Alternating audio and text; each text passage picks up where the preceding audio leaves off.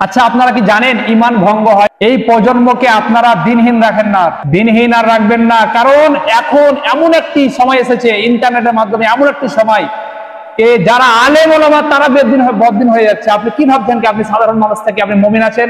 আপনাদেরকে একটা প্রশ্ন করি, আমি এখানে এটা আলাদা কথা বলছি। আচ্ছা, আপনারা কি জানেন ইমান ভঙ্গ হয়? অজু ভেঙে যায় না, জানেন না? অজু ভাঙে তো অজু, অনেকে কম বেশি এগুলো জানি না। নামাজ ভেঙে যাওয়ার কারণ অনেকে মোটামুটি জানে, নামাজে জোরে জোরে কথা বললে, নামাজে জোরে জোরে হাসলে, যে কোনো অনেক বিষয় আছে। অনেকে রোজা আমরা ভেঙে যাই, আমরা জানি কি কারণে ভেঙে যায়। খেললে ভেঙে যায়, পান করলে, খাদ্য খেলে, পানি পান করলে, অথবা আরো স্ত্রী সহবাস করলে রোজা ভেঙে যায়। আচ্ছা, রোজা আগে, নামাজ আগে, অজু আগে না ইমান আগে? ইমান আগে। আচ্ছা, আপনাদের সবার কাছে মনে মনে একটা উত্তর দেন, আমাকে কাউকে উত্তর লাগবে না, আমি কারো উত্তর নেবো না।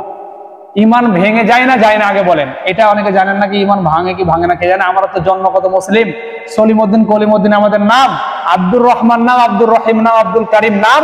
গরুর গোশত প্রতি সপ্তাহে 1 কিলো খাই, আর খতনা একবার করে নিয়েছি, আকিকাও হয়ে গেছে, আর জুম্মা মাঝে মাঝে পড়ি, ঈদের নামাজ আমরা অবশ্যই পড়ি।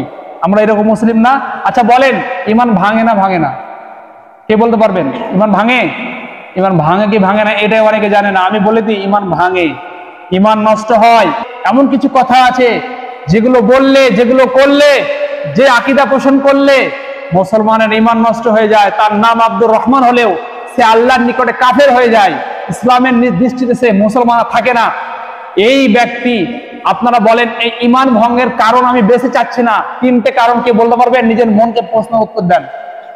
3টে কারণ বলেন, নিজেকে উত্তর দেন, বলেন 3টে কারণ কে পারবেন? বেশি না, অনেক কটা কারণ আছে, 3টে কারণ উত্তর দেন। আপনি এবার বলেন, আপনি জানেন না কি সে ইমান নষ্ট হয়? আপনি মুমিন আছেন কি নাই আপনি কি করে বুঝলেন?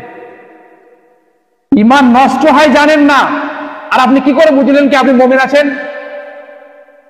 তাই না? এটা কি করে বুঝবেন কি আপনি আপনার ইমান নষ্ট হয়েছে কি হয়নি? আপনি কি করে বুঝবেন? আপনি ভাবছেন মুসলমান ঘরে জন্ম নিয়েছি, জান্নাত কনফার্ম, তাই না? প্রিয় ভাই, অত সহজ না। আমরা তো আশঙ্কা করছি এই প্রজন্মে যারা মুসলিম দাবিদার, তারা অধিকাংশ অমুসলিম হয়ে মারা যাচ্ছে। এটা দুঃখের কথা, আমি এটা চাচ্ছি না কি এরকম হোক, দুঃখের সাথে বলছি এগুলো। আমাদের ছেলেদেরকে দিনের শিক্ষা কতটুকু দিয়ে আমরা? কোরআন তেলাওয়াত করা, শুধুমাত্র রিডিং পড়তে পারলেই বাস। কখনো শিখিয়েছেন ফরজ আমল কি? রাসূলের জীবনী পড়িয়েছেন? আল্লাহর তাওহীদ শিখিয়েছেন? শেখাননি। তাহলে আপনি প্রস্তুত থাকেন এর জন্য, প্রশ্ন হওয়ার জন্য, প্রশ্ন জিজ্ঞাসা হওয়ার জন্য। আমি বলেছিলাম সন্তানদের অধিকার আছে অনেক কটা, 12-14টা, তার মধ্যে